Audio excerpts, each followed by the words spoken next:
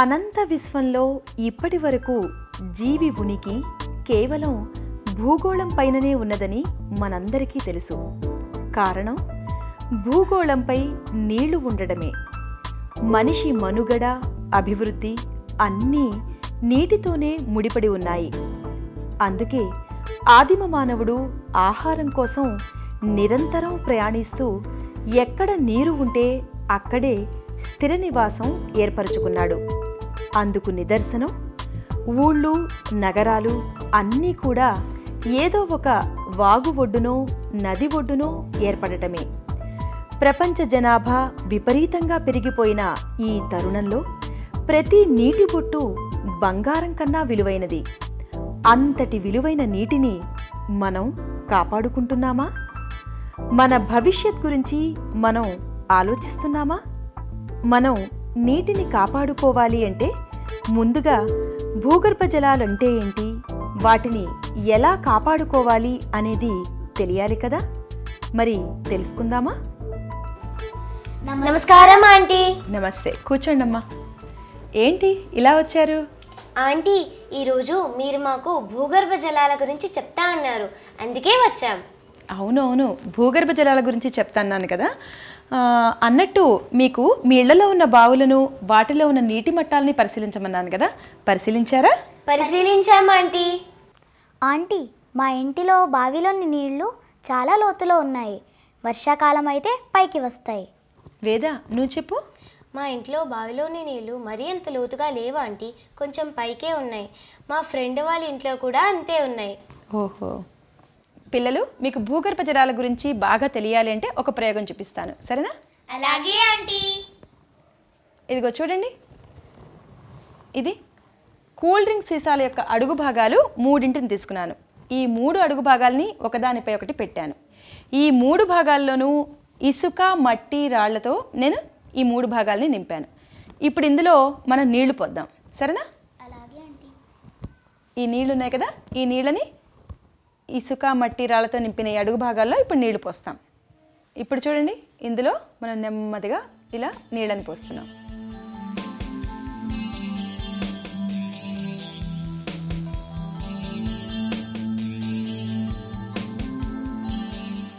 ఇలా పోస్తున్నప్పుడు ఏమవుతుంది? పీల్చినంత పీల్చి అడుగు భాగంలో మట్టి కూడా పీలుస్తుంది. చూశారు కదా, ఇప్పుడు ఏం జరిగింది? పైనుండి పడిన నీళ్ళన్నీ మట్టిలోకి ఇంకిపోయాయి ఆంటీ. మీరు ఇంకా నీళ్లు పోసినప్పుడు ఇంకా లోపలికి ఇంకిపోయాయి. Very good. అంటే ఇప్పుడు ఇక్కడున్న ఈ పొరలను భూమిలోని రాతి పొరలుగా, పైనుంచి పోసిన నీటిని వర్షపు నీరుగా భావిద్దాం. అంటే వర్షం కురవడం ద్వారా వచ్చిన నీరు భూమిపై పడి లోపలికి ఇంకిపోయిందన్నమాట. అవును, బాగా చెప్పావు ప్రతిభ. వర్షం నీరు సమతలంగా లేదా వాలుగా ఉన్న ప్రదేశాల్లో కురిసినప్పుడు అక్కడ ఆగకుండా ప్రవహించి వాగుల్లో, నదుల్లో కలిసిపోతుంది. అదే ఏదైనా లోతట్టు ప్రాంతంలో అయితే నిలువ ఉండి మెల్లిమెల్లిగా భూమి అడుగు పొరల్లోకి ఇంకిపోతుంది. అంటే చెరువులు, కుంటలు, రిజర్వాయర్లు లాంటివన్నమాట. అవును, ఇదిగో ఇక్కడ చూసారా, నీరు ఏ పొరలోకైతే ఇంకిపోయి నిల్వ ఉందో ఆ పొరను మృదువైన రాతి పొర అంటాము. ఇలా భూమి ఉపరితలం నుండి నీరు నిలువ ఉన్న మృదువైన రాతి పొర వరకు తవ్విన దాన్ని మనం బావి అంటాం. మనం బావిని తవ్వగానే మృదువైన రాతి పొరలో ఉన్న నీరు ఊటలాగా వచ్చి బావిలో చేరతాయి. ఇలా భూమి అంతర్భాగంలో రాతి పొరల మధ్య చేరి నిలువ ఉన్న నీటినే భూగర్భ జలాలు అంటాము. అన్ని చోట్ల భూగర్భ జలాలు ఒకే రకంగా ఉంటాయా ఆంటీ? లేదమ్మా, రంధ్రాలు కలిగిన మృదువైన రాతి పొరల్లోకి మాత్రమే నీరు ఇంకుతుంది. రంధ్రాలు లేని గట్టి రాతి పొరలు అనగా సున్నపు రాయి, గ్రనైట్ రాతి పొరలు ఉన్న చోట నీరు పూర్తిగా ఇంకకుండా దానిపైన నిలిచి ఉంటుంది. అటువంటి చోట్ల భూగర్భ జలాలు తక్కువగా ఉంటాయి. ఉదాహరణకి మన రాష్ట్రంలో ఖమ్మం జిల్లాలో ఇసుకరాయి, కడప జిల్లాలో సున్నపురాయి రాతి పొరలు ఉన్నాయి. అసలు మన రాష్ట్రంలో ఇలాంటి రాతి పొరలే ఎక్కువగా ఉన్నాయి. మన రాష్ట్రంలో నీరు నిలిచే భూమి పొరలు ఎక్కడున్నాయి ఆంటీ? మన రాష్ట్రంలో నదుల పక్కన గల కొన్ని ప్రాంతాలలో ఇసుక, రాళ్ళు, మట్టితో కూడిన భూమి పొరలు ఉన్నాయి. భూమిలోని రాతి పొరల మధ్యన చేరిన నీటి పొరని జలస్తరం అంటారు. దీన్ని ఆంగ్లంలో ఎక్విఫర్ అంటారు. ఈ నీటి పొర ఎంత మందంగా ఉంటే అక్కడ భూగర్భ జలాలు అంత ఎక్కువగా లభిస్తాయన్నమాట. అర్థమైందా? ఆంటీ, మా ఇంటిలోని బావి నీళ్లు మేము తక్కువగా వాడతాము. మా పక్కింటి వాళ్ళు బావి నీళ్లు ఎక్కువగా తోడతారు. ఇంటి ముందరున్న పాడుబడ్డ బావిలోని నీళ్లను ఎవరూ వాడరు. కానీ అన్ని బావుల్లోని నీటి మట్టం ఒకే రకంగా ఉంటుంది. ఎందుకని? ప్రతిభ, నీకు చక్కని పరిశీలన శక్తి ఉంది. దీనికి కారణం భూగర్భ జలమట్టం. భూగర్భ జలమట్టమా అంటే ఏంటంటే? ఒక ప్రాంతంలో వర్షాలు కురిసిన తర్వాత అక్కడ బావిలో 5 మీటర్ల లోతులో నీళ్లున్నాయనుకుందాం. పక్కనే కొత్త బావి తవ్వామనుకో, అందులో కూడా 5 మీటర్ల లోతున నీళ్లు ఉంటాయి. కారణం అక్కడ భూగర్భ జలాలు ఒకే మట్టంలో ఉన్నాయన్నమాట. బావి లోతు ఎక్కువ తక్కువ ఉన్నా, నీళ్లు ఎక్కువ తక్కువ తోడినా నీటి మట్టం ఒకే స్థాయిలో ఉంటుంది. బావిని తవ్వినప్పుడు ఎంత లోతులో అయితే నీళ్లు పడతాయో దాన్ని భూగర్భ జలమట్టం అంటారు. దీన్నే ఇంగ్లీష్లో వాటర్ టేబుల్ అని అంటాం. ఇది ఎప్పుడూ ఒకే రకంగా ఉండదు. వర్షాకాలంలో పైకుంటే ఎండాకాలంలో అడుగంటిపోతాయి. ఓహో, ఒక వాటర్ టేబుల్ ఉన్న చోట అన్ని బావులలోనూ ఒకే లోతులో నీళ్లుంటాయన్నమాట. అవునమ్మా. అయితే ఆంటీ, నాకు ఒక చిన్న డౌట్. డౌటా? ఏంటి, అడుగు. కఠినమైన శిలలున్న చోట నీరు అసలే ఉండదా ఆంటీ? భూమి అడుగులో కఠినమైన శిలలపైన ఉపరితల భాగంలో నీరు నిల్వ ఉంటాయి. అయితే కఠినమైన రాళ్ల అడుగున పగుళ్ళు ఉంటాయి. వాటిలో కూడా నీరు చేరి ఉంటుంది.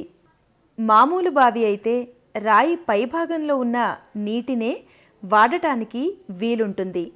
రాయి లోపలి నెర్రల్లో నిలిచిన నీటిని గొట్టపు బావుల ద్వారా తోడొచ్చు. ఆంటీ, మనం భూగర్భ జలాలను వాడుతున్నాం కదా, మరి ఆ వాడిన నీటిని తిరిగి ఎలా నింపగలం? అది మన చేతిలోనే ఉందమ్మా. మన చేతిలోనా? ఎలా? ఎలా అంటే ఆ విషయం తర్వాత చెప్తా, కానీ ముందు ఈ విషయం చెప్పండి. వర్షాకాలంలో వర్షాలు కురుస్తాయి కదా, ఆ కురిసిన వర్షపు నీరంతా ఎక్కడికి వెళ్తుంది? పారుతూ వెళ్తుంది. అదే, పారుతూ వెళ్తుంది. పారుతూ ఎక్కడికి వెళ్తుంది? వర్షపు నీరంతా నదుల్లో, వాగుల్లో కలిసి చివరికి సముద్రంలో కలుస్తుంది. కరెక్ట్. అలా ప్రవహిస్తూ ఉన్న నీరు భూమిలోకి ఇంకిపోతుందా? ఆహా, ఇంకదా ఆంటీ. అలా పారుతూ ప్రవహిస్తూ ఉన్న వర్షపు నీటిని మనం ఆపితే అది అక్కడే నిల్వ ఉండి నెమ్మదిగా నేలలోకి ఇంకిపోతుంది. ఈ విధంగా మనం భూగర్భ జలాలని పెంచుకోవచ్చు. వర్షపు నీటిని ఎలా ఆపవచ్చు? ఎలా ఆపవచ్చు అంటే, ఈ ప్రవహిస్తున్న నీటికి అడ్డంగా ఆనకట్టలు అంటే చెక్ డ్యామ్లు నిర్మించి ఈ నీటిని ఆపొచ్చమ్మా. కొండవాలులో చెట్లను గడ్డిని పెంచి కట్టలుగా కట్టి నీటిని నిలువ చేయవచ్చు. కొండలపై కాంటూర్ కందకాలను తవ్వడం ద్వారా, ప్రతి ఇంటిలో ఇంకుడు గుంతలు నిర్మించడం ద్వారా, చెరువులు కుంటలలో పూడికను ఎప్పటికప్పుడు తొలగించి నీటి ప్రవాహాన్ని వాటిలోకి మళ్లించి నిలువ చేయడం ద్వారా నీటిని భూమిలోకి ఇంకిపోయేలా చేసి మన భూగర్భ జలాలను పెంచుకోవచ్చు. చాలా బాగుంది ఆంటీ. మన భూగర్భ జలాలను పెంచుకోవడం అనేది మన చేతుల్లోనే ఉందన్నమాట. అవును, కానీ మనం ఏం చేస్తున్నాం? భూగర్భ జలాలను పెంచుకోవడానికి కృషే చేయడం లేదు. పైగా అంతకన్నా ఎక్కువ నీటిని లోతైన గొట్టపు బావుల ద్వారా తవ్వి విచ్చలవిడిగా నీటిని వృధా చేస్తున్నాం. అవునా? దాంతో రోజు రోజుకు భూగర్భ జలాలు తగ్గిపోతున్నాయి. అన్నట్టు మీకు ఇంకో విషయం తెలుసా? అడవుల వల్ల కూడా మనం భూగర్భ జలాల్ని పెంచుకోవచ్చు. మనమేమో అడవుల్ని కూడా నరికేస్తున్నాము. ప్రవహించే నీటిని ఆపాలని, ఆగిన నీటిని భూమిలోకి ఇంకేలా చేయాలని, నీటిని వృధా చేయకూడదని మనమంతా ప్రతిజ్ఞ చేయాలి. వెరీ గుడ్, చాలా బాగా చెప్పావు. ప్రతి ఒక్కరూ కూడా ఇలాగే ఆలోచిస్తే భవిష్యత్తులో మనకి నీటి కొరతే ఉండదు. ఆంటీ, భూగర్భ జలాలంటే భూమిలోకి ఇంకిన నీరే కదా, మరి ఆ నీటి రుచి ఒకచోట ఉప్పగాను ఒకచోట తీయగాను ఉంటుందిగా, అది ఎందుకని? ఎందుకనంటే భూమిలో ఉండే ఖనిజాల వల్ల. ఆయా ప్రాంతాలలో భూమిలో ఉండే ఖనిజాలను బట్టి ఆ నీటి రుచి ఉంటుందమ్మా. నల్గొండ జిల్లాలో ఉన్న నీళ్లలో ఫ్లోరైడ్ ఎక్కువగా ఉందని, ఇంకా ఆ నీళ్లను తాగితే ప్రమాదమని నేను విన్నాను. అది నిజమేనా? అవునమ్మా, నువ్వు పేపర్లో చదివింది నిజమే. మన రాష్ట్రంలో చాలా చోట్ల నీటిలో ఉప్పు, ఫ్లోరైడ్, క్లోరైడ్, ఇనుము, నైట్రేట్ ఇలాంటి ఖనిజాలన్నీ చాలా ఎక్కువగా ఉన్నాయి. ఆ నీళ్లు తాగితే ఎముకలు దంతాల వ్యాధులు కూడా వస్తాయి. మరి ఇక్కడ ప్రజలు ఏం చేయాలి? ప్రజలు ఏం చేయాలి అంటే అక్కడ నీటిని శుద్ధి చేసుకుని తాగాలి. అంతేకాకుండా క్రిమి సంహారకాలు, ఫ్యాక్టరీ రసాయనాలు, ఎరువులు ఇవన్నీ కూడా నీటిలో కలిసి కలుషితం కాకుండా ప్రతి ఒక్కరూ శ్రద్ధ తీసుకోవాలి. అవునా ఆంటీ, మీరు చెప్పిన విషయాలు అక్షరాలా పాటిస్తేనే మనిషి జీవించగలుగుతాడు. అవును, బాగా చెప్పారు పిల్లలు. ఇంతవరకు మనం నేర్చుకున్న భూగర్భ జలాల గురించి మీరిద్దరూ ఒక్కొక్కరు ఒక్కొక్క అంశం గురించి చెప్పండి. భూమి అంతర్భాగంలో రాతి పొరలలో నిలవ ఉన్న నీటిని భూగర్భ జలాలు అంటాము.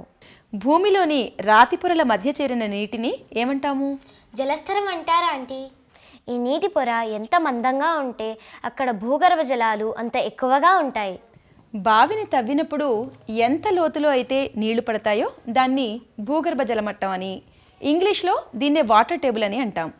ఇది ఎప్పుడూ ఒకే రకంగా ఉండదు. వర్షాకాలంలో పైకి ఉంటే ఎండాకాలంలో అడుగంటిపోతాయి. ప్రవహిస్తున్న వర్షపు నీటిని ఆపితే భూగర్భ జలాల నిలువ పెరుగుతుంది. ఇంకో విషయం, ప్రవహిస్తున్న వర్షపు నీటిని ఆపితే భూగర్భ జలాల నిలువ పెరుగుతుంది. పారుతున్న నీటికి అడ్డంగా కట్టకట్టడం, కొండవాలులో చెట్లను గడ్డిని పెంచడం, కాంటూరు కందకాలు ఇంకుడు గుంతలు తవ్వడం, చెరువులు కుంటల్లో పూడిక తీయడం, అడవులను పెంచడం ఇలాంటి పనుల ద్వారా మనం భూగర్భ జలాల్ని తిరిగి పొందొచ్చు. నీటిని వృధా చేయకూడదు. అలాగే నీరు కలుషితం కాకుండా చూడాల్సిన బాధ్యత మనందరిపైన ఉంది. వెరీ గుడ్, ఇద్దరు కూడా చాలా బాగా చెప్పారు. అయితే మీ ఇద్దరికి ఇంకో పని చెప్తాను, చేస్తారా?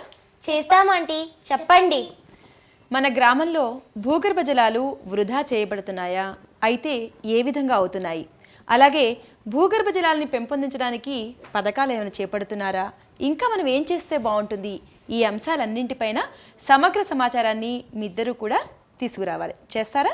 అలాగే ఆంటీ. మీరు ఇంతవరకు చెప్పిన భూగర్భ జలాల వివరాలు మాకు చాలా బాగా అర్థమయ్యాయి. Thank you aunty. పర్వాలేదు. Thanks aunty. ఇక మేము వెళ్ళొస్తాం. ఓకే. భూగర్భ జలాలు మనిషికి జీవనాధారం. ఇవి ఒక తరం నుండి మరొక తరానికి అందిస్తున్న పవిత్రమైన ఆస్తి. ఇది ఏ ఒక్కరి సొంతమూ కాదు. కొంతమంది స్వార్థంతో లోతైన గొట్టపు బావులను తవ్వి నీటిని విచ్చలవిడిగా తోడటంతో చుట్టుపక్కల బావులు ఎండిపోయి కష్టాల పాలవుతున్నారు. భూగర్భ జలాలు ప్రజలందరి ఉమ్మడి ఆస్తి. నీటి వృధాను అరికట్టడం, పారే నీటిని నిలువ చేసి భూగర్భ జలాలను కాపాడుకోవడం మనందరి కర్తవ్యం.